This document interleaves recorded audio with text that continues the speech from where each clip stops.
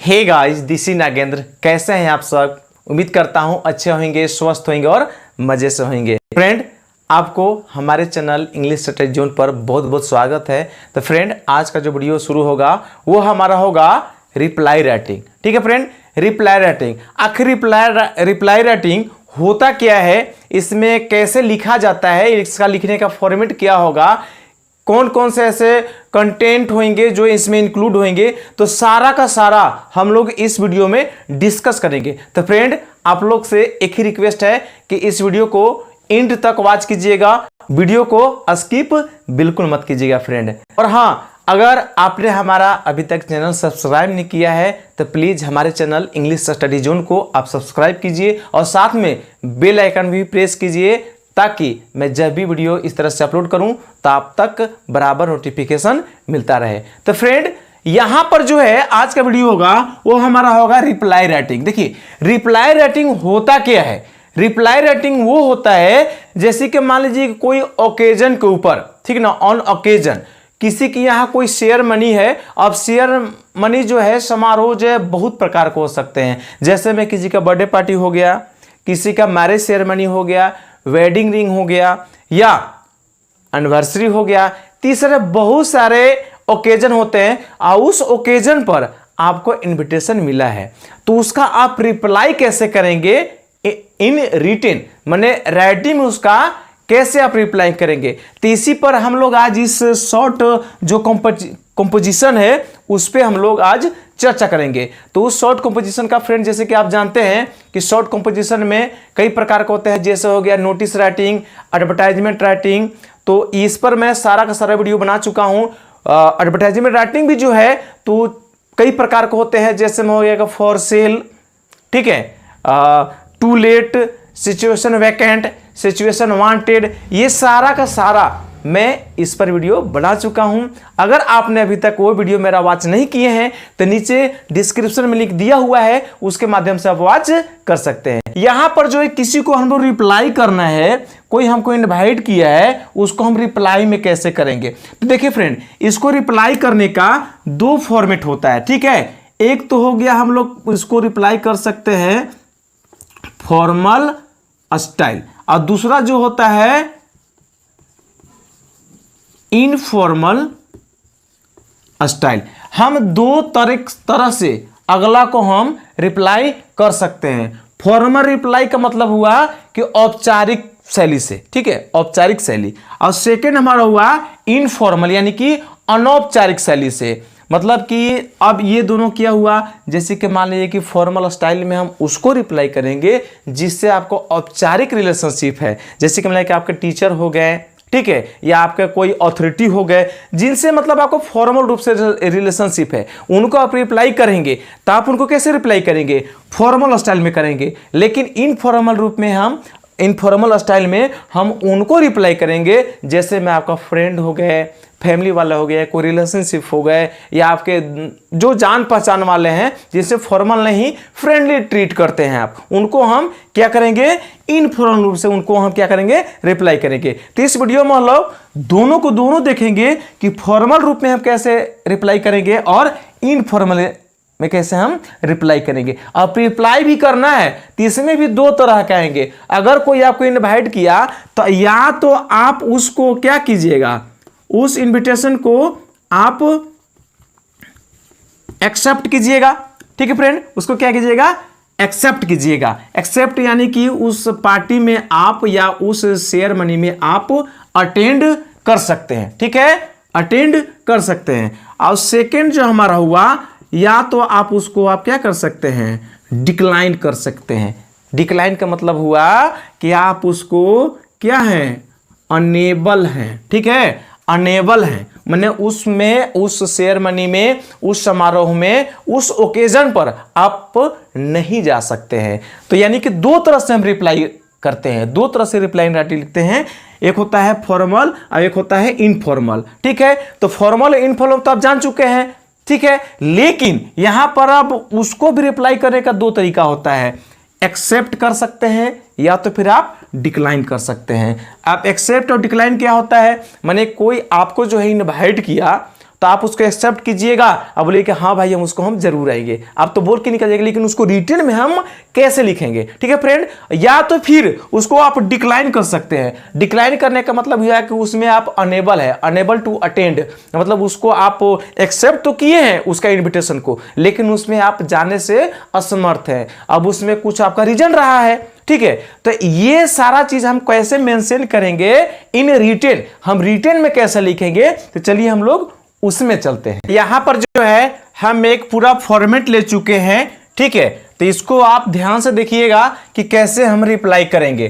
तो सबसे पहले जैसे कि वीडियो की शुरुआत में ही आप देख चुके हैं कि किसी को भी अगर हम रिप्लाई कर रहे हैं तो उसको लिखने का, रिप्लाई करने का दो तरीका होता है, एक फॉर्मल स्टाइल होता है और एक इनफॉर्मल स्टाइल होता है। तो यहां पर जो है हम फॉर्मल स्टाइल को फॉलो कर रहे हैं।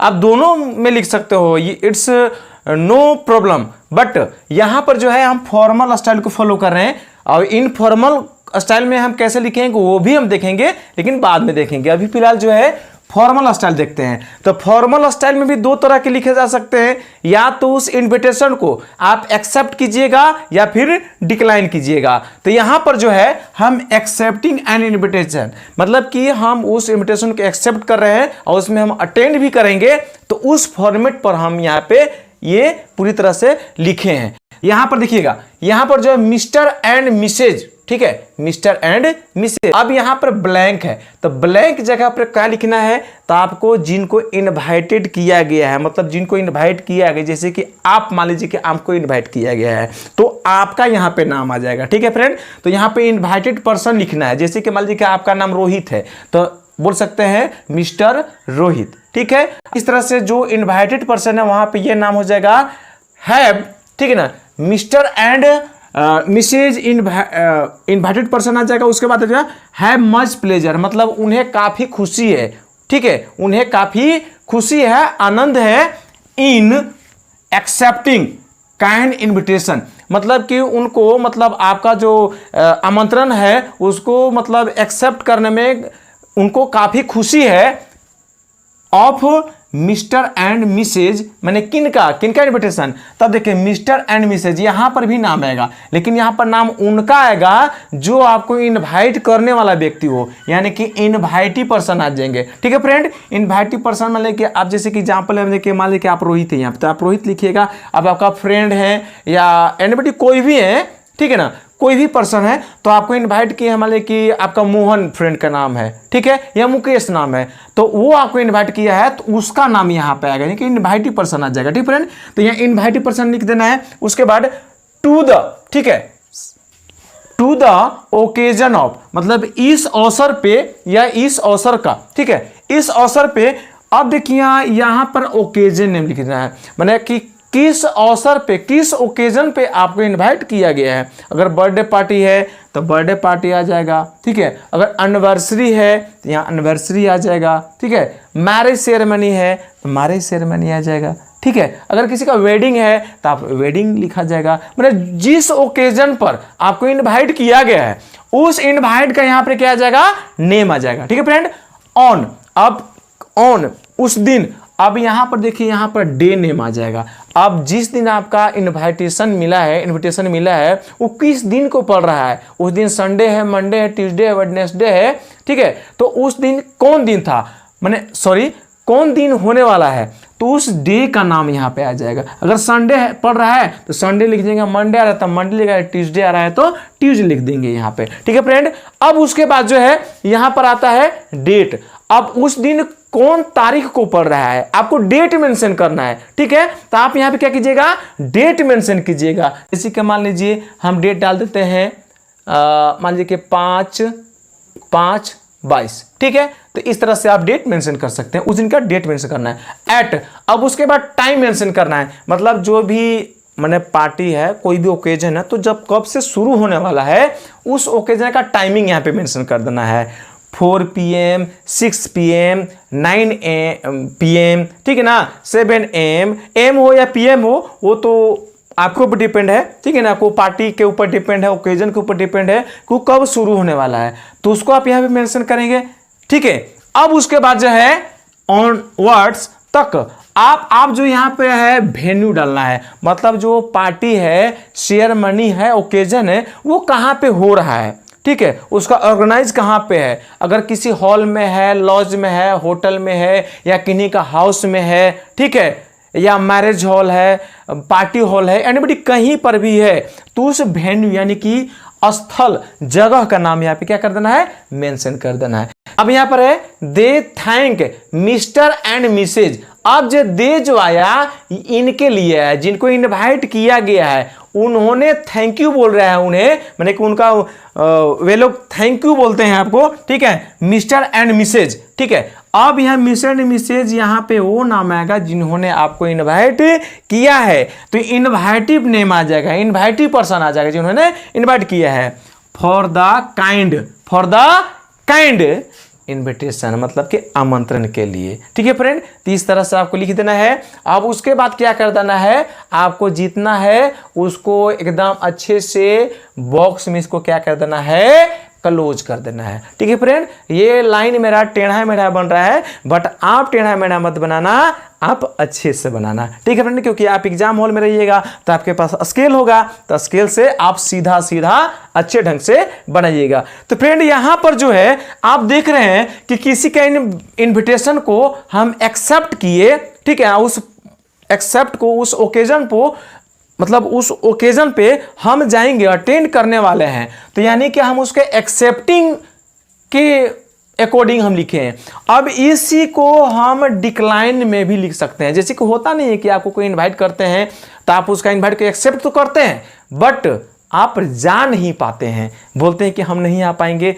एनीबडी कोई चीज़ भी रीजन हो सकता है, इलनेस हो सकता है, या ऑलरेडी प्रीवियस वेडिंग होगा, पहले से ही कोई आपको उस दिन को इनवाइट कर चुका है, या आपको माने नेसेसरी मीटिंग हो सकता है उस डेट को, माने बहुत सारे जो नेसेसरी होंगे, वर्क होंगे, उसकी वजह से आप नहीं जा पाते हैं, तो अंत में बोलते हैं कि हम नहीं आ पाएंगे। लेकिन उसको हम रिप्लाई कैसे करेंगे, डिक्लाइन में कैसे करेंगे, तो चलिए हम लोग डिक्लाइन को देखते हैं। उससे पहले आप इसका स्क्रीनशॉट लेना चाहें तो आप ले लीजिए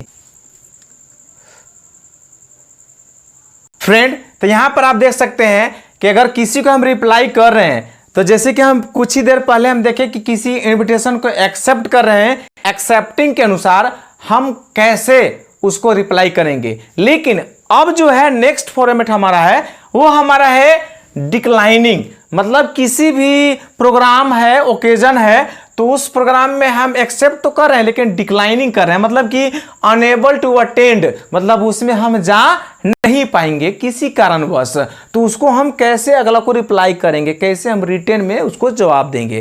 तो यहां पर देखिए, आई थिंक लगभग सेम टू सेम जो पहले वाला फॉर्मेट था वही फॉर्मेट है, बस थोड़ा बहुत चेंजिंग है, तो आप ध्यान दीजिएगा। देखिएगा यहां पर जो है, आप ध्यान दीजिएगा, यहां पर जो है मिस्टर एंड मिसेज, ठीक है, मिस्टर एंड मिसेज। अब मिस्टर एंड मिसेज मतलब इनवाइटेड पर्सन, अब आपको इनवाइट किया गया है, ठीक है ना। अगर आप कपल हैं, हस्बैंड एंड वाइफ हैं, तो आप अपना यहाँ पे नाम आ जाएगा, ठीक है ना। अगर दो व्यक्ति फैमिली के नेम से आ गया है तो आप क्या कर सकते हो, फैमिली नेम लिख सकते हैं, या आपको नेम आया है तो आप अपना नाम लिख सकते हैं, मतलब कि जो वो व्यक्ति का नाम आएगा जिनको इन्वाइट किया गया है, ठीक है फ्रेंड। सिंसियरली थैंक मतलब क्या कर रहे हैं, मैंने कि सच्चे या श्रद्धापूर्वक उनको हम थैंक यू बोलते हैं, धन्यवाद देते हैं, ठीक है। मिस्टर एंड मिसेज, अब यहां पर सेम वही लाइन आ गया। अब यहां किनको हम धन्यवाद दे रहे हैं, तो वो व्यक्ति को धन्यवाद दे रहे हैं जो हमें इनवाइट किया है, जो आपको इनवाइट किया गया है, तो इनवाइटिव पर्सन का नाम आ जाएगा यहां पर, ठीक है। आगे है फॉर द काइंड इन्विटेशन, काहे धन्यवाद कर रहे हैं उनको, तो फॉर द काइंड इन्विटेशन मतलब कि उन्होंने मुझे आमंत्रित किया, उसके लिए हम धन्यवाद दे रहे हैं, ठीक है। अब उसके बाद और भी बता रहे हैं कि टू द ओकेजन ऑफ, अब देखिए ओकेजन नेम, यहाँ पे ओकेजन लिखना है। अब ओकेजन जैसे कि आप कुछ देर पहले बताए हैं कि कोई चीज़ भी ओकेजन हो सकता है, बर्थडे पार्टी, मैरिज सेरेमनी, या एंगेजमेंट हो सकता है, एनिवर्सरी हो सकता है, ठीक है। तो इस तरह से कई सारे ऐसे ओकेजन है, तो कोई भी ओकेजन आएगा तो उस ओकेजन का यहाँ नाम लिख देना है, ठीक है फ्रेंड। जैसे कि बर्थडे पार्टी, तो यहाँ पे क्या लिख देंगे, बर्थडे पार्टी लिख देंगे। ऑन, अब यहाँ पे ऑन बता रहे हैं, तो ऑन, अब वो किस दिन को पढ़ रहा है, संडे मंडे ट्यूसडे जो भी आएगा उस डे का नाम आ जाएगा यहाँ पे। उसके बाद डेट, वो डेट का मतलब यहाँ पे कि किस तारीख को पढ़ रहा है, तो यहाँ पे तारीख मेंशन कर देना है आपको। उसके बाद एट, अब टाइम मेंशन करना है कि अगर जब पार्टी है तो कितने बजे पार्टी स्टार्ट होना है। अब यहाँ पर तो हम पीए लिख दें, हो सकता है एम के अनुसार अगर वो मतलब पार्टी या कोई भी ओकेजन है वो स्टार्ट हो रहा है तो हम एम कर देंगे। ठीक है फ्रेंड, तो एम या पीएम ये आपके अनुसार डिसाइड करना है। ठीक है, उसके बाद एट, अब यहाँ पे वेन्यू आपको लिख देना है। ठीक है फ्रेंड, यहाँ पे वेन्यू आप लिख दीजिएगा। वेन्यू मतलब कि कार्यस्थल, यानी कि जो स्थान है जो ये ओकेजन मतलब कंप्लीट होगा, संपन्न होगा, वो उसका आपको क्या लिख देना है, वेन्यू यहाँ पे मेंशन कर देना है। तो हम इतना सारा का सारे डिटेल्स क्यों बताते हैं, वो इसलिए डिटेल्स बताते हैं कि भाई आपने मुझे इनवाइट किया, ये सारा का सारा मुझे पता चल गया है कि कौन सा ओकेजन है और वो ओकेजन कितने बजे स्टार्ट होगा, कहाँ पर स्टार्ट होगा, उस दिन कौन दिन पड़ रहा है, कौन तारीख को पड़ रहा है, ये सारा का सारा अब हमको पता चल गया है। ठीक ना, इतना बताते हुए अब उसके बाद यहीं से देखिए मूड चेंज होता है, बट, लेकिन, ठीक ना, लेकिन किंतु परंतु, अब जानते हैं ना, तो ये जो है बट, अब इतना बता क्या बोलते हैं, बट रिग्रेट दियर इनेबिलिटी। ठीक है ना, रिग्रेट दियर इनेबिलिटी, रिग्रेट का मतलब होता है पश्चाताप होना या पश्चाताप हुआ। मैंने कि रिग्रेट दियर मतलब कि उन्हें पश्चाताप है, पछतावा है। इनेबिलिटी मतलब कहीं जाने से असमर्थ होना, न जा पाना। ठीक है, टू अटेंड मैंने इसको अटेंड करने के लिए वो असमर्थ है, उन्हें पश्चाताप है, पछतावा है। इट, इसे, कौन सा, तो ओकेजन के बारे में बता रहा है, इसे ड्यू टू। अब ड्यू टू का मतलब आप जानते ही ये नया वर्ड तो है नहीं, ड्यू टू यानी के कारण। अब किस कारण आप उस ओकेजन में नहीं जा पा रहे हैं, उस ओकेजन का आपको यहाँ मेंशन करना है। अगर मान लीजिए कि आप बीमार हैं तो यहाँ अपना इलनेस का बता दें, इल बता दीजिए। अगर आप कहीं इंपॉर्टेंट मीटिंग है तो ड्यू टू इंपॉर्टेंट मीटिंग आप लिख दीजिएगा। ठीक है, अगर कहीं ऑलरेडी आप कोई इनवाइट कर चुका है, ठीक है, तो उस इनविटेशन का, उस पार्टी का, उस ओकेजन का नाम बता सकते हैं कि I have already promise another person. ठीक है, तो जो कोई भी रीजन हो आपको, वो ड्यू टू, उस रीजन को आपको यहाँ पे मेंशन करना है, उस रीजन को बताना है। ठीक है, यहाँ पे क्या कर देना है, आपको रीजन बताना है। ठीक है फ्रेंड, तो यहाँ पे आप रीजन बताएंगे कि किस कारणवश आप नहीं जा पा रहे हैं। ठीक है फ्रेंड, अब यहाँ पर जो है कि दे विश, उन्हें कामना है, उन्हें आकांक्षा है, ठीक है ना, या उनकी तरफ से मनोकामना है। अब देख किसके लाया, तो इनके लिए आया। ये तो नहीं जा पा रहा है ना, तो इनके लिए आया। तो वे जो है विश, उन्हें आकांक्षा है, कामना है, एवरी सक्सेस, सॉरी यहाँ पे मिट गया है थोड़ा, ठीक है ना, ये डबल सी है।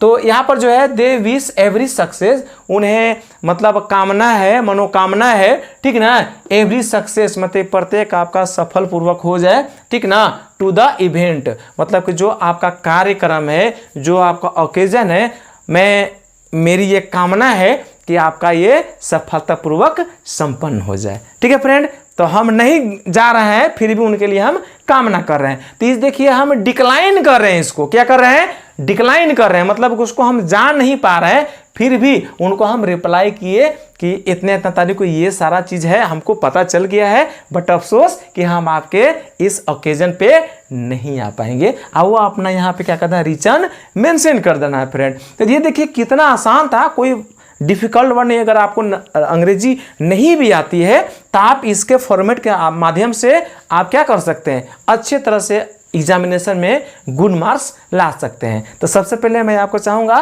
कि आप जल्दी से आप इसका स्क्रीनशॉट ले लो। तो फ्रेंड, जैसा कि आप जान रहे हैं कि समर सीजन चल रहा है, बहुत गर्मी, आप भी देख रहे हैं वीडियो में, देखिए पसीना से पूरा मेरा शर्ट भीग गया है।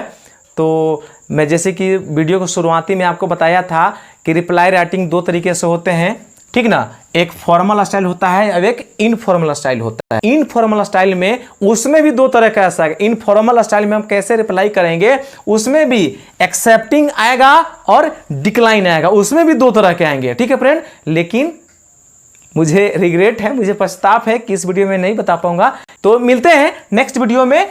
यही हमारा होगा रिप्लाई राइटिंग, लेकिन वो जो हमारा होगा वो हमारा होगा इनफॉर्मल स्टाइल। ये वीडियो में हमने देखा, क्या देखा, चलिए रिकैप कर देते हैं कि रिप्लाई राइटिंग दो तरह से लिखे जाते हैं, फॉर्मल स्टाइल और इनफॉर्मल स्टाइल, जिसमें कि दोनों को दो तरीके से लिख सकते हैं, एक्सेप्टिंग के अनुसार लिख सकते हैं और डिक्लाइन के अनुसार लिख सकते हैं। तो इस तरह से 4 फॉर्मेट हो गया, 2 फॉर्मेट आपका फॉर्मल स्टाइल हो गया और 2 फॉर्मेट आपका इनफॉर्मल स्टाइल हो गया। ठीक है फ्रेंड, जो कि इस वीडियो में हमने चर्चा किया है सिर्फ और सिर्फ फॉर्मल स्टाइल के बारे में, कि फॉर्मल स्टाइल में हम कैसे एक्सेप्ट करके रिप्लाई लिखेंगे और डिक्लाइन करके हम कैसे लिखेंगे। तो ये था हमारा आज का वीडियो। ठीक है फ्रेंड, तो आज इतना ही, मिलते हैं एक और इंटरेस्टिंग वीडियो के साथ, तब तक के लिए थैंक्स। और हाँ, अगर ये हमारा वीडियो पसंद आया हो तो प्लीज़ हमारे चैनल इंग्लिश स्टडी जोन को आप सब्सक्राइब कीजिए और साथ में बेल आइकन भी प्रेस कीजिए,